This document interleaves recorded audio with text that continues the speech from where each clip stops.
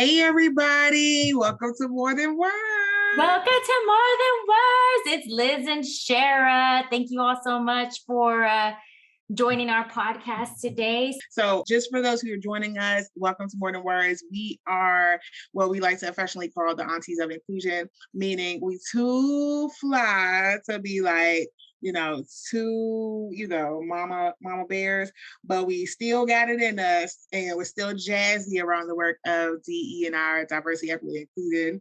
And so we are considered the Aunties of Inclusion. Now, if you don't know what that we basically encompass like a little bit of everything. I mean, I could still make it to the club, but gotta be home at 9:01. See, she said that. I'm not co-signing it, but I would definitely Anybody have a club that has it's a Sunday between 10 a.m. and 3 p.m. because I gotta get back before bedtime. No, it's called brunch. You're brunching. Well, I'm brunching then. Yes, that's your brunch experience. Yes. Melanie's probably like, what are you doing? There's no structure here. We're getting it. No, it's structure. This is structure. We have to start with our banter. And typically we listen, there's so much that happens in a week, Melanie. And for those of you who are on the podcast, you don't see there is a third person, which is not how we normally do. But let me tell you why we're here, because I think that just goes back to the point. So we are on a retreat, right? So whoever is following us, please go check out our bio so you can know why we're on a retreat. So we are on a retreat with our advisory board, and this is the owner of the consortium and coaching organization that we are a part of. So we're on our retreat, we develop a curriculum, doing what we do, right? And all of a sudden, we're like, what are we going to do for our topics? We want to make sure Melody is a part of it. So we're on the couch brainstorming, like I'm giving y'all all the details because we're in a fly location. And I mean, we can't, the scenery behind anybody on the video, you can see how fly we live in, okay? There is an ocean and some palm trees. And let me just tell you, it is hard being on a retreat with 4 DEI, diversity, equity, inclusion facilitators and coaches. Yes. We're all coaches. We're all facilitators. We all have these really deep conversations. Sometimes it's 2 of us. Sometimes it's 4 of us. Sometimes it's just me having the conversation by myself. And we just listening like, okay, do you want us to coach? Like, or you want us to listen? Do you need me to do something? And I know I haven't been officially introduced, but I can't stay quiet this long. So I think like one of the things we talked about is we should just have a recording of us all the time because our conversations are so good. It's like, why did we not record this conversation and share it with the world? This is why it's so impromptu. This is why it's not in our normal format. Yes. Because we have like a little format thing that we do, and it's not a format because we were sitting on the couch in our beautiful fly location, and I'm sitting here and I'm, typing away because I do all the administration stuff and because I like it, and I spreadsheet everything. Don't put that out there. You making me look bad, and I'll. No. Y'all know, if y'all see the website, this whole concept, the fact that we even have structure is Shara completely. So okay. No, sorry, I didn't mean to throw you under that bus. I'm gonna call you out on those. Ain't nothing. No, you're not about to say nothing. Yeah, you call me out. So anyway, so going back to being in this house, and we're all sharing a house, we're all grocery shopping, sharing the house. It is tough being in this because this is what happens, right? They call you out on your shit real quick. Oh, you having some limiting beliefs? Oh, you said something that was weird. Talk about we practice what we preach, and it is in here, and it's amazing, and it's. For me, it's helped me like really lean into that uncomfortableness. And it's like, I'm like, oh, I like being in this space now. Ooh. And let's introduce. Wait. Let's be clear. I want to go on record. It's 50-50. I'm all in it, interested on my side. And it's 50-50, like I am super annoyed. If we just don't talk and stop coaching, I am so annoyed. Don't ask me another question that isn't important for us to dialogue, okay? Because I'm tired of feeling like I'm in a pop quiz. But that's just for my coaching people. So for anybody who's our client, we embrace it every day.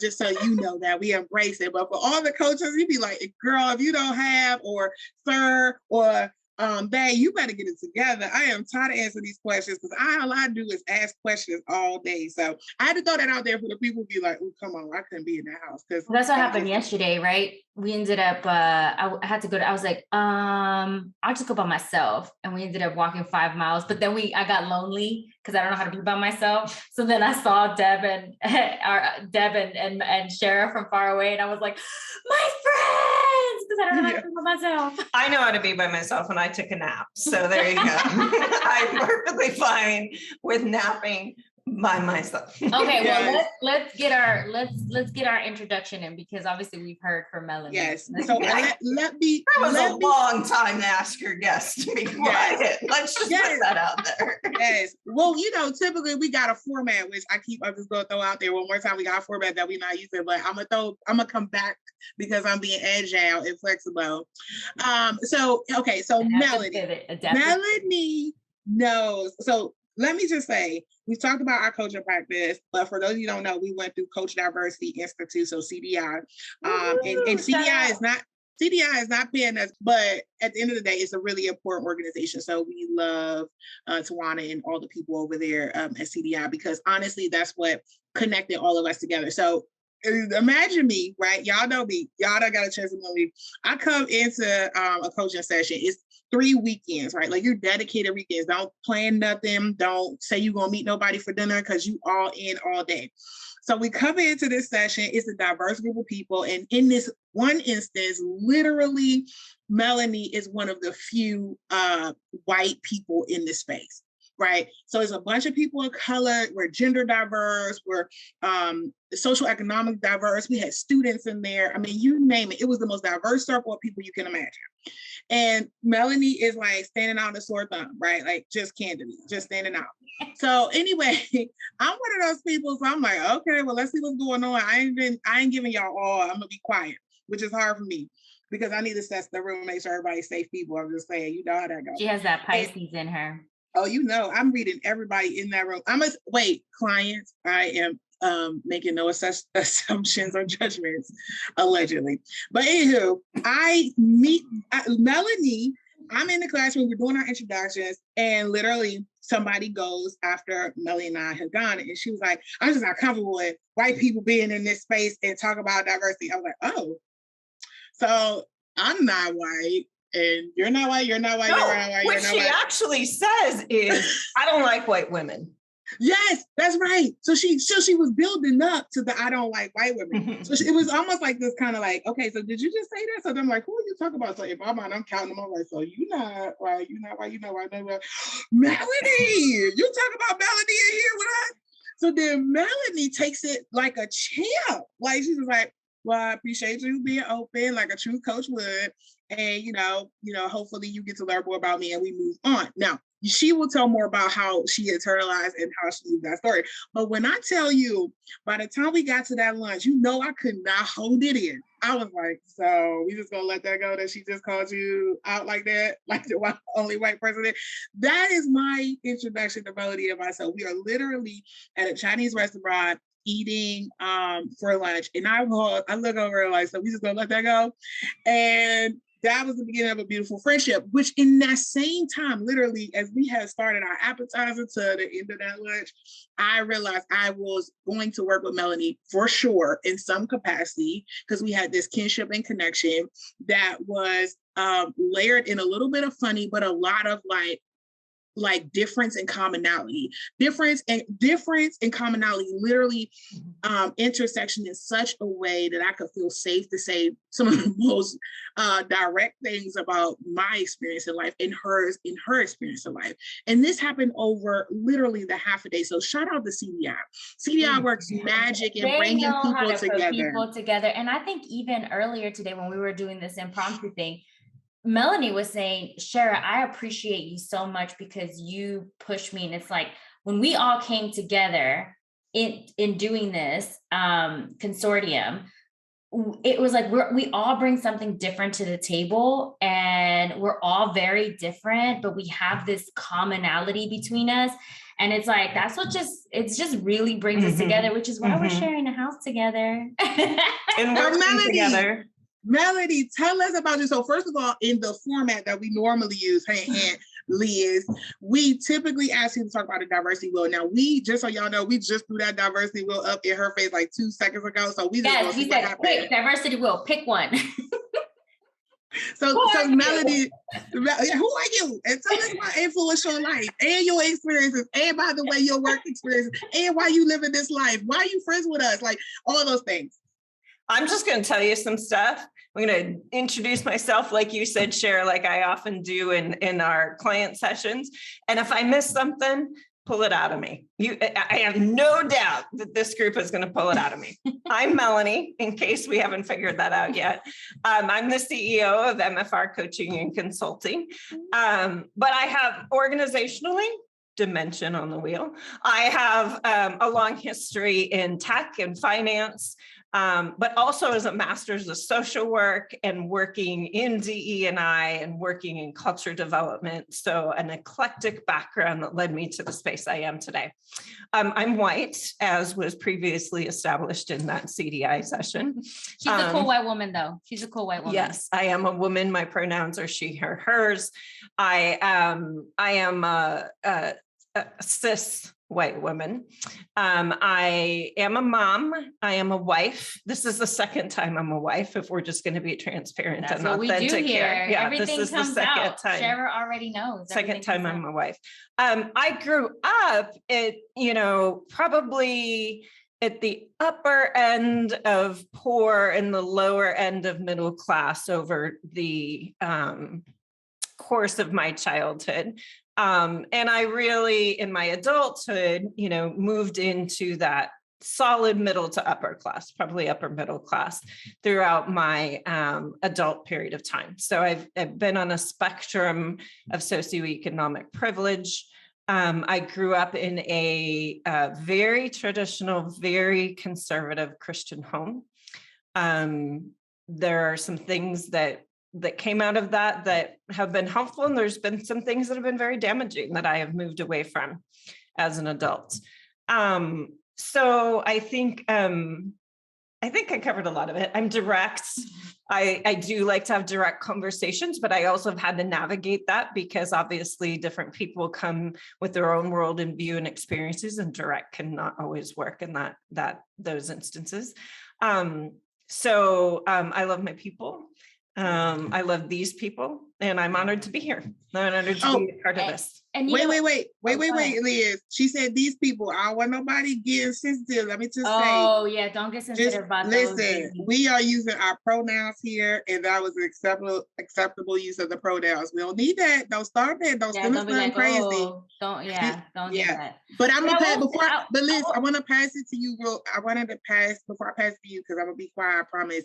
I just want y'all to know that this is the first time on our episode that you're going to hear that we are not all in agreement with this conversation. So part of this, brace yourself, okay? Because we've been a lot of commonality before.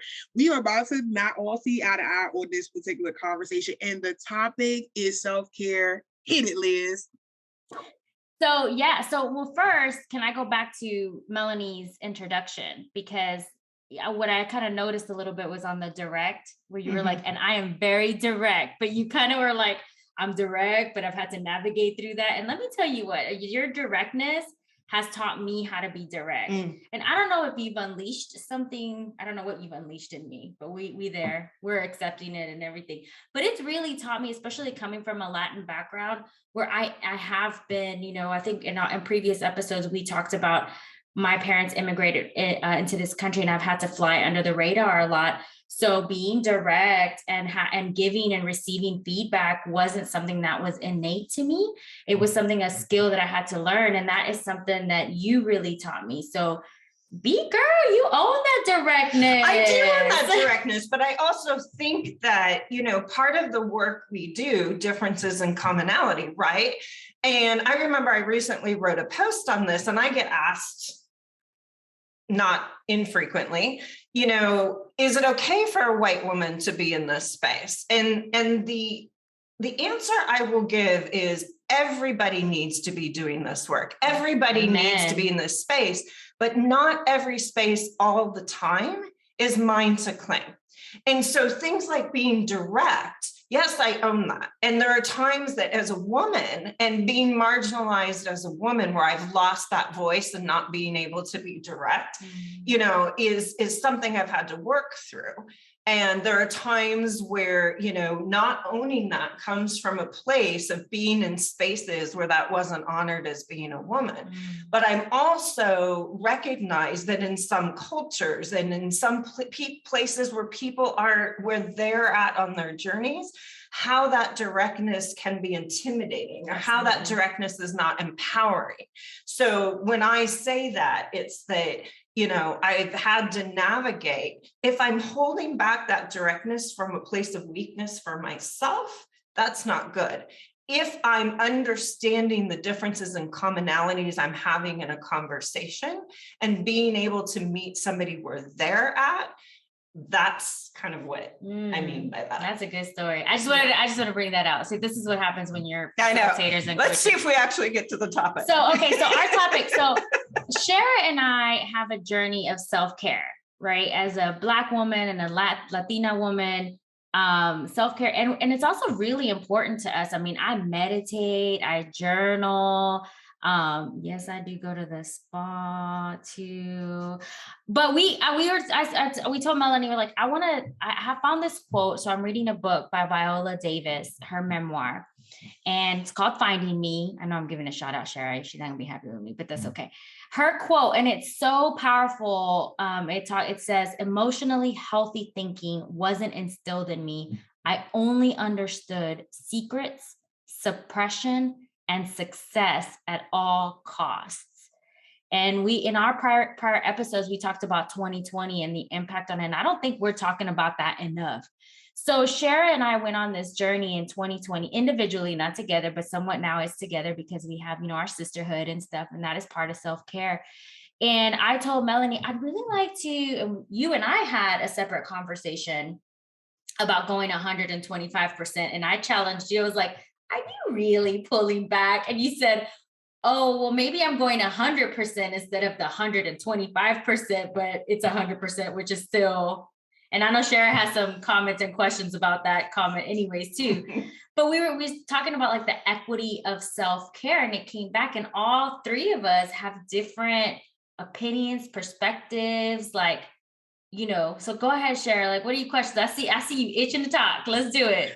I was, for anybody on the video, I was literally physically itching because I was like, well, let's get to it. Because what happened is, so we're in this conversation about self-care. And when we often, Melanie was sharing a little bit about how self-care was like spa days, the way it's been defined has not really allowed us to talk about it equity. Because when I said self-care, I was basically saying from my Black experience, I was saying, okay, self-care, what I learned from 2020 was, okay, I need to take care of myself. And it started very basic. Like, you know what, Shara, you've been trying to holistically manage your blood pressure, but in your genes, in your Black genes, you have high blood pressure, cholesterol, diabetes, all those things. You need to, 1, lose weight.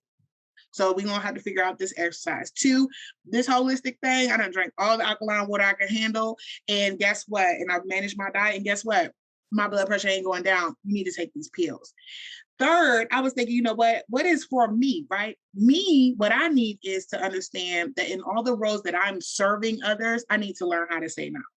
And so those were my basic self-care. Well, before I was like, spa days, all that, I was like, no. These are the things that are basic necessities. Basic needs to say, I got to walk away from work at 4:30. And if I do not, I am mentally going to turn into different stereotypes that are absolutely true, but absolutely false because I haven't taken care of myself. Mm-hmm. And so I needed, Melanie is, and I'm going to pass it to Melanie. When Melanie started talking about it that way, I was like, yeah, I'm not sure that was available to me, whether that was in my past, or maybe in my past, it wasn't available to me to think about it in that way. In my past, I would have to think about it as, oh, it's 8 people in the house growing up. My self-care is going outside while everybody else is inside. Or my grandma saying, I'm going to go take a shower or a bath, and she just be gone for an hour. And those were the moments where you get to steal and carve out and be like, okay, I just need to worry specifically about me. And in 2020, it got real because it was like, okay, we in survival of the fittest. So I need to think about my fittest and the fittest of the people around me. And I didn't have self-care got very specific. So Melanie, you heard me say this, right? And your eyes was like, and Sharon, here we go. Here we go. No. What I think is that, and this is why conversations like this are so important. And one of the things I said to you was, one of the things that our relationship has taught me is the importance of shared language and shared understanding. Because when you hear self-care and when you define it in ways of even meeting your basic needs, and when I hear self-care and I hear things that feel like luxuries, so my reaction, what I said was literally, I said, when I hear self-care, I have a bit of an allergic reaction, not because I don't do it or I don't appreciate it, but because when I hear self-care, I often hear it referenced into the spa days. I could do spa days. I love spa days. Like, there's nothing wrong with a spa day. Or I hear I need to take a mental health day from work.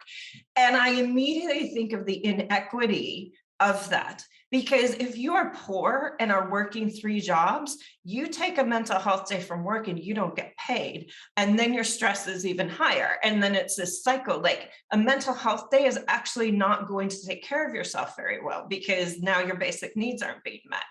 And so what I really loved about how you reframed the conversation was how self-care can be, even the most basic needs, like taking your medicine, and what is it, whether it is our individual experiences, whether it is our collective experiences of a group, or whether it's a systemic pressure that comes that prevents us from doing these things that we need to take care of ourselves.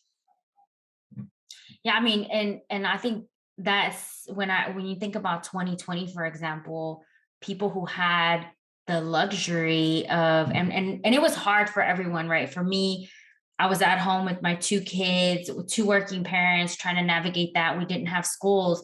But what put me into perspective was my family members who don't have the luxury of being able to work from home. That's a privilege.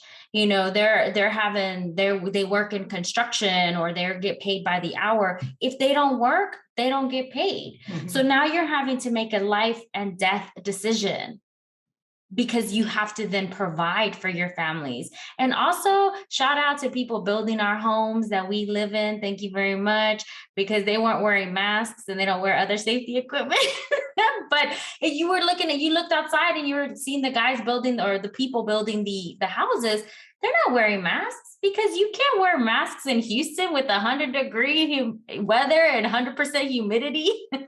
So it was like, and there was no social distancing. There was no masks because you just couldn't. Mm-hmm. You can't do that in that kind of environment. It's like, how scary for them. And as the Latino community, very, very similar to the Black community, we have diabetes. We're overweight.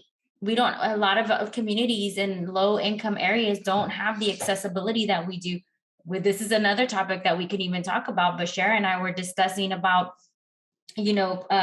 what did you call it, Sharon? The food desert. Food desert. Yeah, the food desert. And it's like, okay, in very low income areas that aren't inside cities, that are the concrete jungles, there's food inequity, and there aren't fresh vegetables and fruits and all that stuff. And they have McDonald's and all these other chain restaurants that are high fatty. Well, yeah, we got diabetes.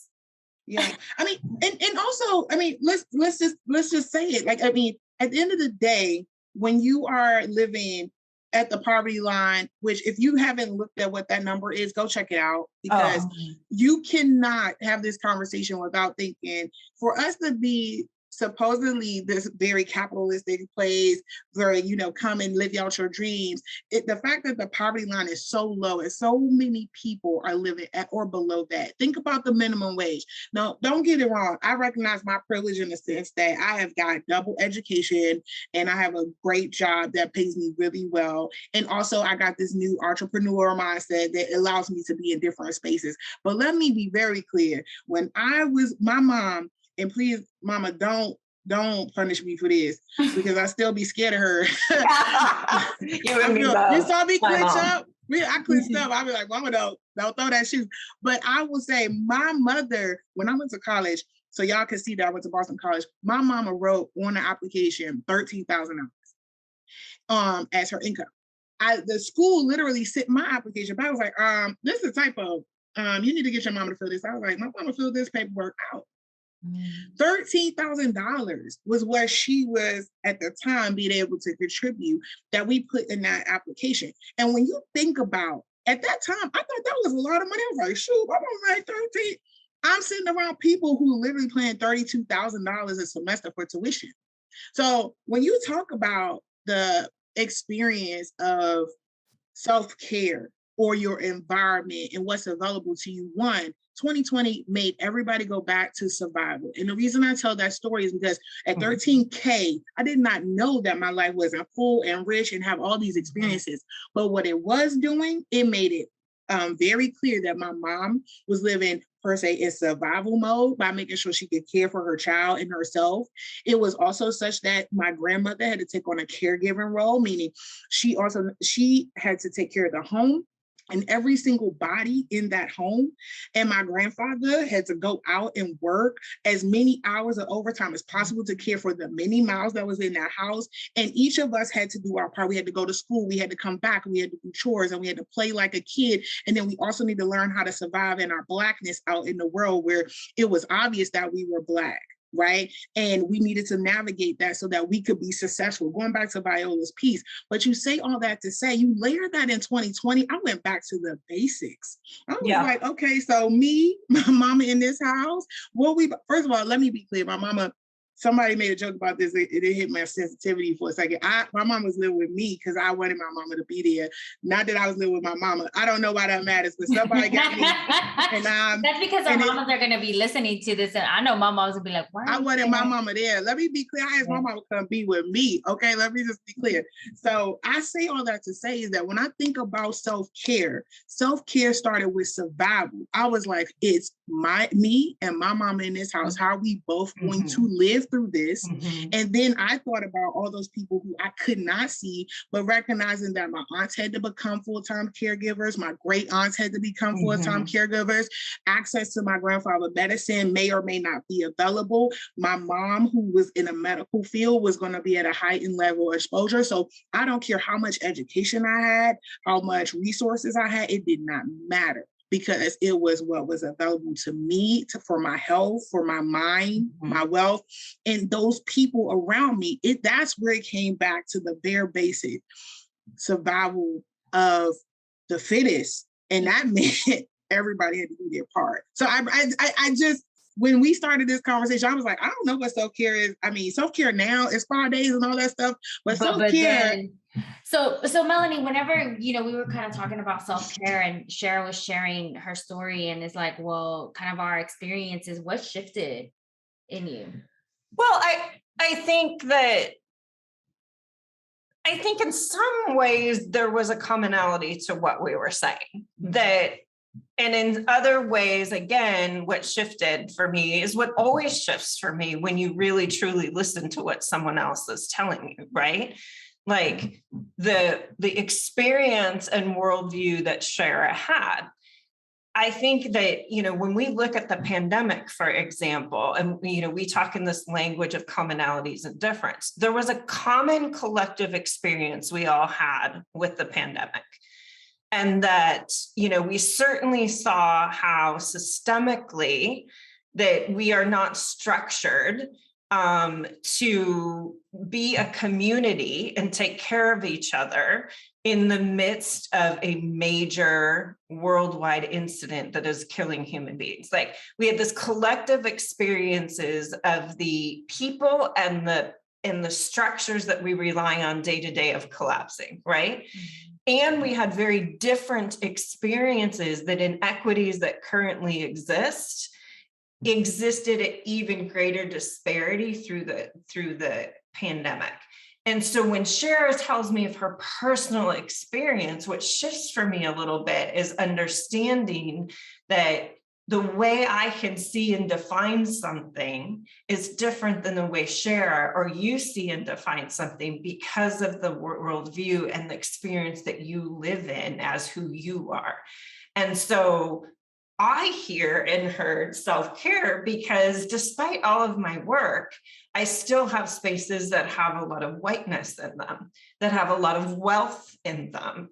And so, of course, in that white, wealthy space, I hear spa days, I hear getting my nails done, I hear taking mental health days, I hear all of that. And my reaction is because I do this work in other spaces and I see that's not going to work for people who are working 3 jobs. Like, that doesn't work. But when I hear Shara redefine self-care as even, because I know these issues. It's not like that issue wasn't new for me, but it challenged me to rethink and redefine a word so that's accessible and useful to everyone, so that somebody can redefine, let's take somebody who is struggling with mental illness. Self-care is taking your medicine. Yeah. And so it just was, this is the power of these conversations. This is the power of, all of us together, but certainly that we can all practice is to really listen to someone instead of just saying, well, I disagree. Both those answers, in my opinion, are right. Right. Mm-hmm. They're right. Like, self-care is that for some people, and it is also not an equitable answer for other people. And it's also not the definition for other people. I love the use of and. I use that a lot, right? And I think we had a whole conversation about or versus and. It's like, if you just add and in there, it changes the and also to the kind of the meaning of it.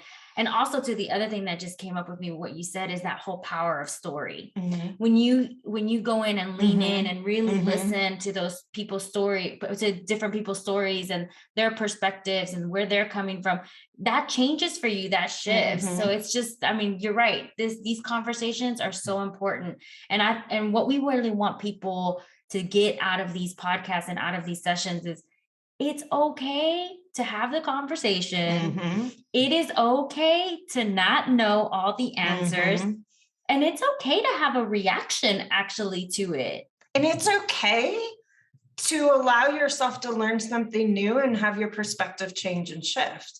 We're learning and unlearning all the time. Also, when you talked about either or both, and you all just met my friend Bridget. Yes. And Bridget will tell you, Bridget will often, when talking about me or introducing me, say that one of my taglines is 2 things can be true. 3 things can be true. Multiple things can be true at the same time. For y'all that don't know us, and you'll hear this a lot often. We are each other's coaches. Like, we are coaches. We coach each other. We coach ourselves. How many times, like Melanie, she's notorious going, I need a 10-minute coaching session. And then somehow I'll call and then somehow I'll be like, so Liz, tell me more about that. Or how true is that? Or, 2 things can be true. #quote, #Melanie. Of course. I think go ahead. It's, but you know what, coaching, I think, if anybody doesn't take anything else from our conversation, in addition to that great little tagline, was, self-care can be a lot of different things, right? And we don't teach it, well, at least when I was growing up, because I know they're doing these things down with children, but it's like, when I was growing up, they never told you that you're going to have bad days. They said, you having a bad day? Oh, you're going to power through it and you're going to act right. And you're going to sit up in a chair. Yeah. And so when you take that on, right, to me, it has translated into suck it up and do better. And so when I think about suck it up and do better, that is not a healthy way of coping. Now, let me tell you, it's a healthy way of surviving, okay? But it ain't a healthy way of coping and or managing my emotions Wait, we got to pause that, because that was a golden statement. It is a healthy way of surviving. It's not a healthy way of coping. Or thriving. Shout out to Dr. Burroughs, because that's the one thing she says, are you going to stay and survive, or are you going to leave and thrive?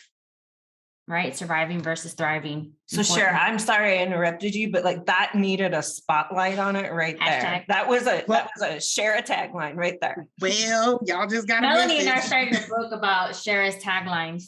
Don't start it. This is how y'all end this podcast so fast. It's been nice. It's been nice with y'all today. Y'all gonna start that. I didn't know I was starting a book, so that's all her. Oh, we're starting a book. More than words.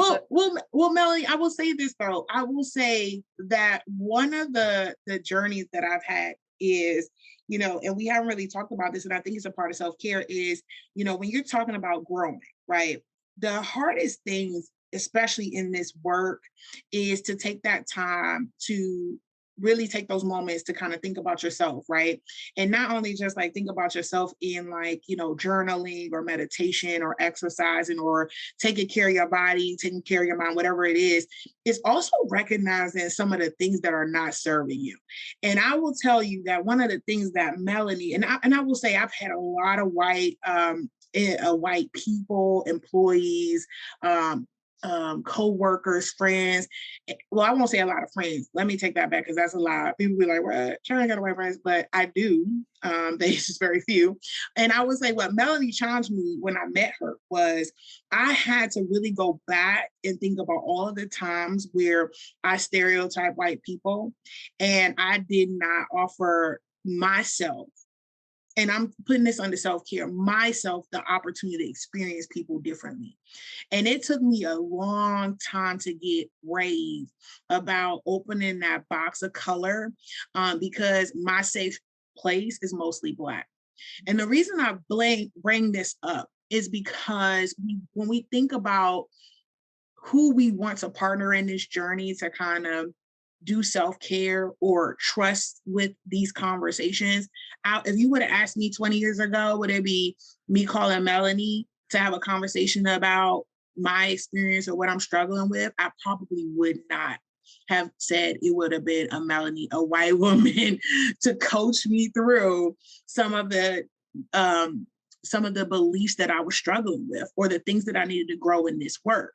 But you ask me now, and it's the first time in a long time I feel confident that I can sit at the same table in the same space, and Melanie can be across from me and Liz can be across from me, and we can be as strong as we are, powerful in our demographics and our experiences, and have a conversation and still come out with an equitable solution. And I would not have believed that 3 years ago or 14 years ago, because I hadn't seen it work as many times that I need to trust, because just so y'all know, it takes a lot for me to trust things, just FYI. In a way, that's kind of your safety as well too. It goes like whenever I feel insecure or whenever I'm feeling lonely or things in my past come up, I always go back home.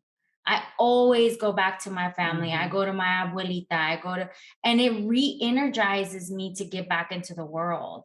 And that it goes into self-care, is that community with people. What we're doing here in this space, us four in this house, this is self-care. Community is part of self-care. It absolutely is. And first of all, Cher, I haven't had the chance yet to thank you for sharing that story. You'd not shared that with me before. And thank you. And there was a similar experience in that, in being white, certainly it was exposed in that moment where we first met, where, it's very infrequent. I am the other, that I am the person less represented in a space. So that was a moment for sure. But also when you're doing this work, there's also a vulnerability and insecurity And when you're in the dominant group, am I going to say the wrong thing? Am I going to do the wrong thing? Am I going to hurt someone unintentionally? And so, you and I have walked through that. You have met me where I'm at to be able to walk that journey, to be authentic in our relationship and be able to come together in commonalities and understand differences in a way that's very authentic. But it's hard. I remember I came down to visit. Do you remember this? I came down to visit and we went to the farmer's market and you saw a friend and your friends and you said, oh, I'm working with her. And he said, what are you working with a white woman for? And so, these are the realities though. These are the realities of the world that we live in for sure. Absolutely. So I want to make sure that I thank you for bringing that up, because I don't think, this is your podcast, but I don't think any of us in doing the work want to paint it as it's not work. And it's not like, they so genuinely deeply feel a belonging with you all, and just something that you don't get very frequently in life. But that doesn't mean, we don't have to work. I say this to my teams all the time too, that work relationships are relationships. The Absolutely. same basic things you have to put in a relationship, you're going to have to put in your relationships at and work you spend too. more time with your work relationships than you do at home. Yeah. So you have to care for those and take care of those and lean in and see the differences and everything like that. So yeah. When I also, I think too, we're talking about self-care. This work is hard. It takes a ton out of you. You're not just giving, you didn't just build something and you're selling a product. You are giving a part of yourself, a part of your emotional labor. And when you do this work, when you talk about self-care, it's interesting. We started this conversation about being allergic, but when I've put some cream on my rash and it's feeling a little bit better right now. Some allergy medicine. But it is also true that this is one of the things that, I know I've had to navigate. I know as I've talked with other people in this space, we've had to navigate is we just had this conversation last night too, where I've talked about my work environment is so much about really being in these spaces that are deep and hard and have a lot of pain in them. And then I do volunteer work in the same area with the Equity Council in my community. And so my personal relationships, I have kind of brought into a much smaller inner circle right now.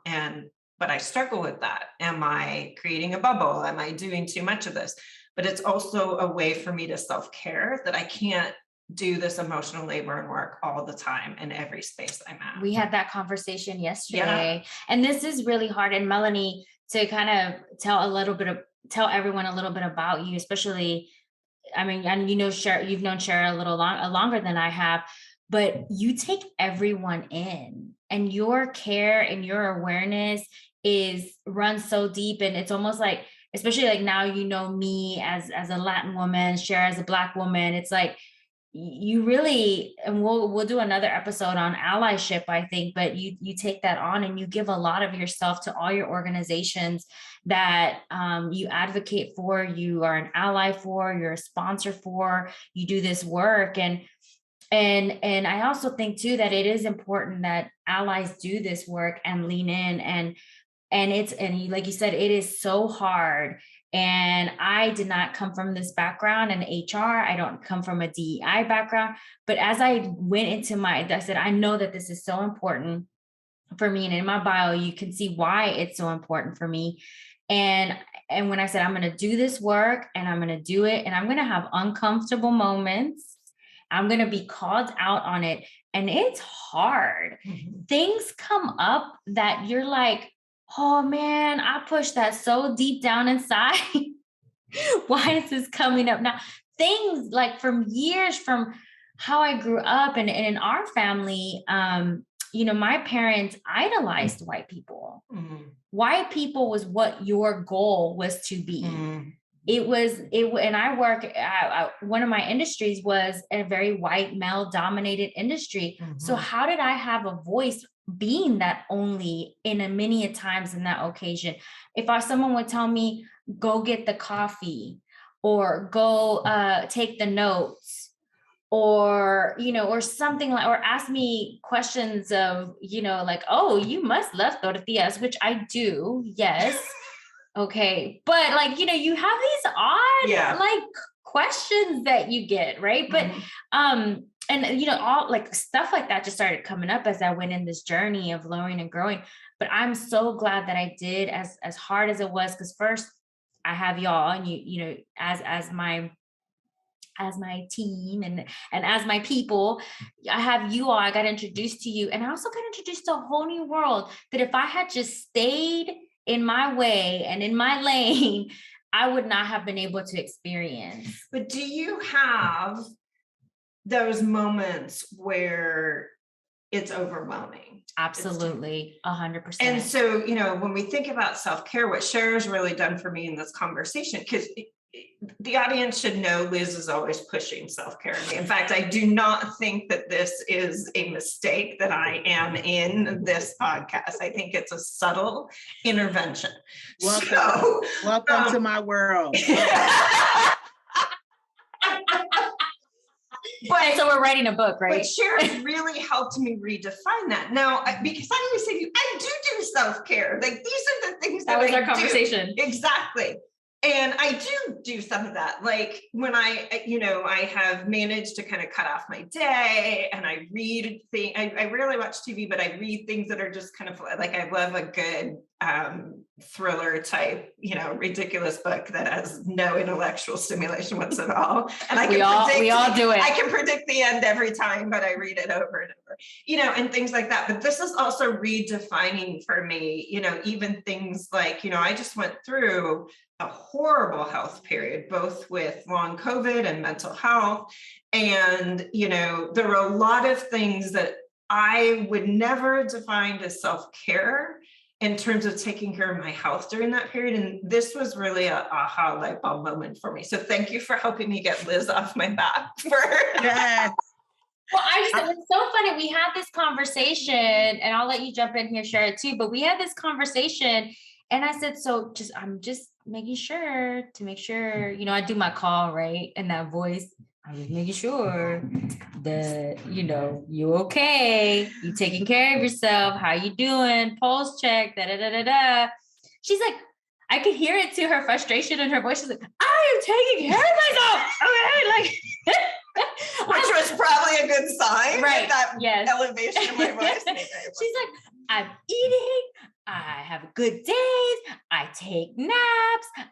All these. I'm like, okay. I said, but here's what I'm observing. And this is why a coach is so important, because they will tell you, you're like, oh, I'm great. And they'll be like, well, let me tell you what I'm observing. And I said, I still see you doing the Monroe Equity Council. I still see you doing your nonprofit organization. You're still bossing it up with MFR. And also you take all my random calls and right. And texts and all this stuff and our articles, and I push you to do social media as well too. So we're on social media, and there was a little bit of a pause, and she goes, you know what? I think I'm just going at 100% versus 125%. Well, yeah, what I said was that, and this kind of gets into the other thing about perfectionism, and I'd love to hear your thoughts on this too, Cher, is that I'm sitting here thinking I've cut back. And, I've heard this feedback so many times, and I don't know why I can't get it yet. But my 100%, like a lot of people's 100% baseline is is like 150 for them. What's 150 for them is 100 for me. There you go. That's how I'm trying to say it. That's it. So when I go down to 100, that may be other people's 50. And that's what I got to think about. And that's what self-care has got to look like for me.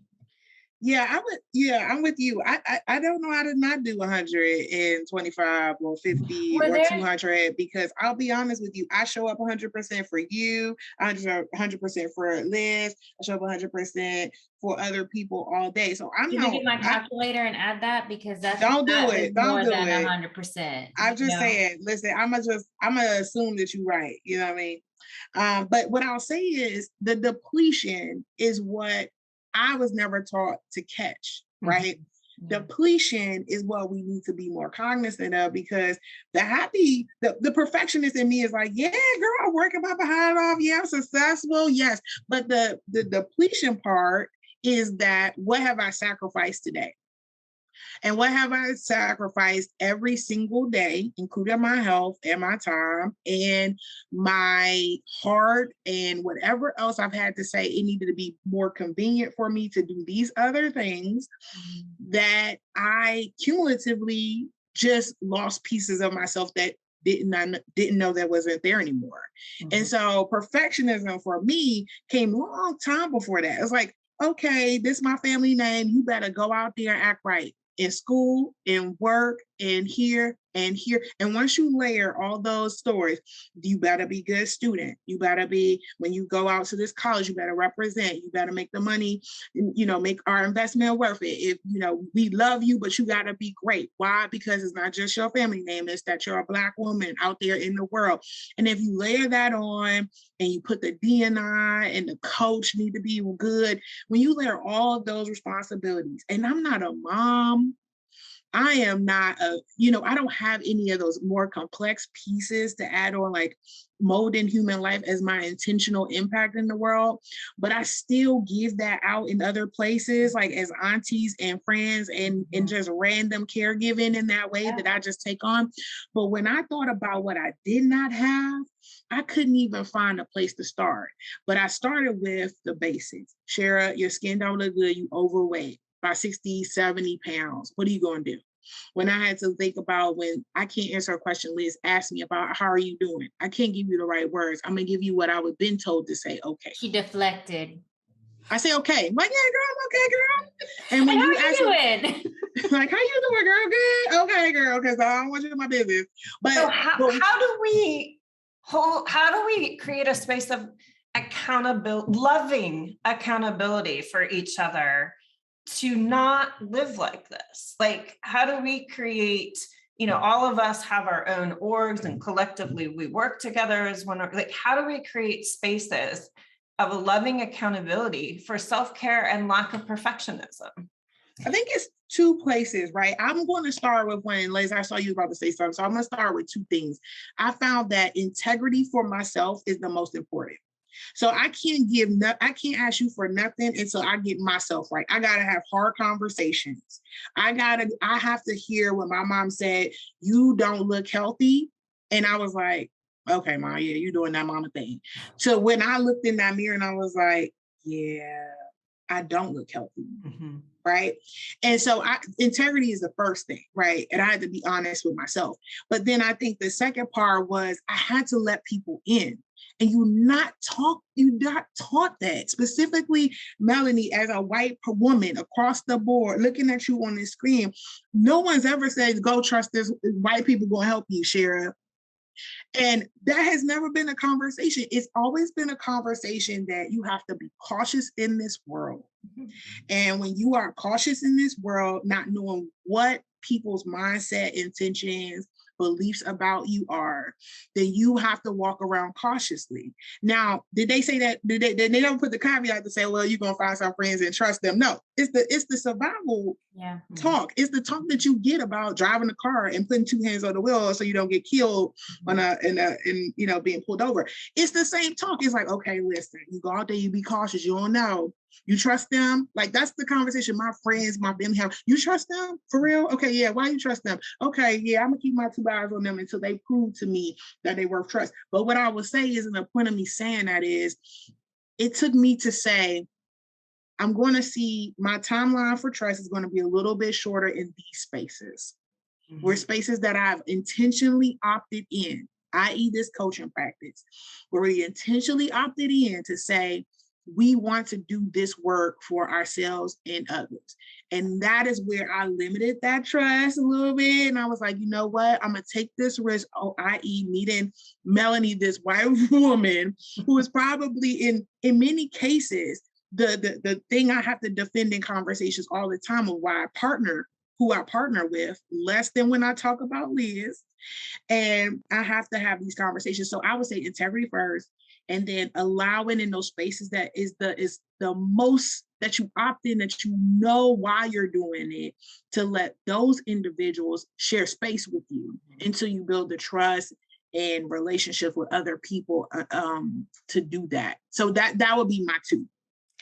Yeah, and for me, what comes up for me, because I'm a mom, I'm raising two kids, two children with my husband.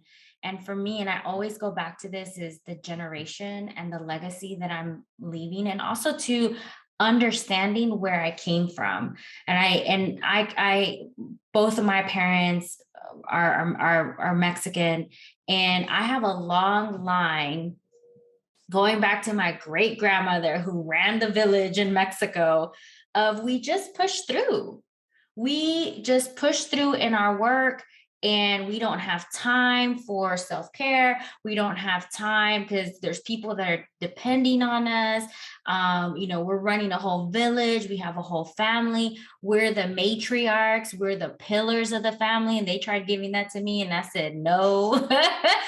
But understanding, being aware of how your past is going to impact, and then also making the decision up to what you want that to look like for you.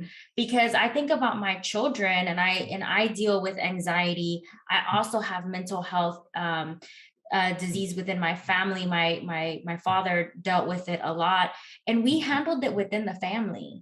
We weren't open for it, which I think is what has made me such an open book, which is why I share on social media, which is why I wanted to have this podcast, because for so long I felt like and I was told to deal with it within the family. We do not talk about these things outside of the family. It's embarrassing. It makes us look weak.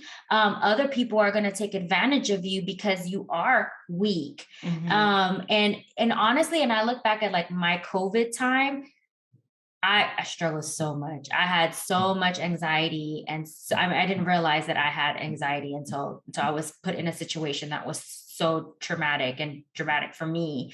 And what I did was I would have a post per day, and it was a gratitude post on my children. There were pictures of them, and I would end my day with a gratitude post.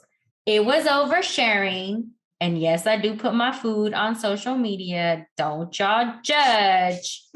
Okay. I like a good food post. Thank you. So that's why Melanie and our friends, because we like share. And first of all, to be clear, I am looking at y'all crazy every time. I'll be like, if y'all put this phone down so I could drink, eat, and enjoy myself, I'd be so annoyed with y'all. That's why they're talking about. No. Last night you said, okay, take your pictures. Because I had to assume control. You were so annoyed though, Melanie. I had to assume control, so I did not have to suffer. That's what it was. I was assuming control and delegating the work so I felt like I could have some control. But when I tell y'all, if y'all take one more picture while we are on this trip, I'm telling you, I want to eat my food. You better not order any good food at lunch today then, because if you do, I got to take a picture of it. But that's such a good question, Melanie, that you asked. And I think it's a really good way to kind of close our session, is to think about, and I'll go ahead and challenge our listeners on this.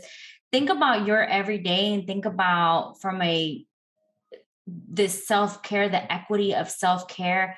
Think about, what does that mean for you, and what do you need, and who is also going to be your community that's going to hold you accountable, and what do you need to be held accountable? I would also offer that you find, at least in this conversation, a brave way to talk about things that are uncomfortable. I intentionally have called Melanie white 100 times in this podcast because I want people to be able to use the language. And a part of using the language is being honest, right? And when you can't be honest with others, it is really hard sometimes to be honest with yourself. Yeah. So I have purposely and intentionally said, we're going to get comfortable being a little uncomfortable in practice in this space. Now, Melanie knows good well, I don't use this word white 100 times when we in interactions, but it's important for people to be able to say it. I'm a Black woman saying white. I'm a Black woman saying Latina. And believe me, I put that extra A on it just because that's me. Latina. We don't have our cafecito. But I also want us to be able to say, you know what, Melanie, next time you come on, I want to talk about, how has a white savior experiences happened, right? How have you navigated as a white person, right? And how did you decide to do this work, and how much do you give up in having this conversation with me? Because if y'all ain't noticed, Melanie has been quiet the whole time. And that's what happens, right? Oftentimes in this work, we leave space for everybody else. And when we think about self-care, or we think about how we are, it is usually the last thing. Now, I'm not trying to over-index on that specifically because Melanie, but I'm just trying to at least illustrate to you how if D&I practitioners or HR folks, anybody who is in this equity work or in spaces of only, you can easily every day spend an hour just like this and not even be in the same conversation, space, or mindset with others because you have forgotten to put yourself in at the table. And you can spend a lot of time leaving space for others so you don't offend, you don't say the wrong thing, that you don't, all that noise that comes with our generational upbringing and history. But I say all that to say, like, if you don't take nothing else, answer that question Liz put forward and Melanie put forward, and then challenge yourself to say, what is it that I've been holding back that I need to focus on to get more brave about? And part of it is probably yourself, and probably the other piece is others who are the most indifferent than you or have been in your history as being seen as something that is as a challenge versus something to work together and build a solution. So I just couldn't leave that alone. And also, I guess I just need to go ahead and let Melanie know, like, she ain't never heard me say white this much. It's okay. I know I'm white, so you didn't give me information that I didn't know. So I wasn't surprised. So thank you, Melanie, for being here. Yes. Thank you. I love it. You guys are doing awesome things. Wait, Melanie, one last thing. Is there a tool or resource that you love, that you think is important to leave with anybody today, either about self-care or being brave in spaces or something? Because what we want to do is give people tools and resources, like the diversity wheel we talked about, to kind of allow people to share and engage in. So that I was not prepped for this question. So this is just what's coming up for me in the moment. I will tell you, in terms about being brave in spaces, and this book is accessible for anyone, but it really is written for women, is Untamed by Glennon Doyle, has been a book that was very transformative for me. And in those spaces where I was really feeling disempowered and unsure about who I was, that has been just, I've read it 3 times. I don't read books 3 times. I read a lot, but I don't read the same book. That's the first thing that came up. I have lots of things, lots of tools, lots of resources, but I would say in particular for women, if that's not a book you've read yet, that might be one that you find useful too. And I think I read that book, and it was, I think it'd be even useful for men to read it as well. Yeah, that's why I'm saying it's accessible for anyone. Yeah. Yeah, absolutely. All right, y'all. Well, until next time, y'all check us out on our Instagram. Email us any questions you may have at lizandshara@morethanwordspodcast.com. Follow us on Instagram. Follow us on LinkedIn. Follow us on anywhere where they have podcasts, Spotify, Apple, whatever. All right, Shara, thanks. See y'all. Thanks for having me. Loved it.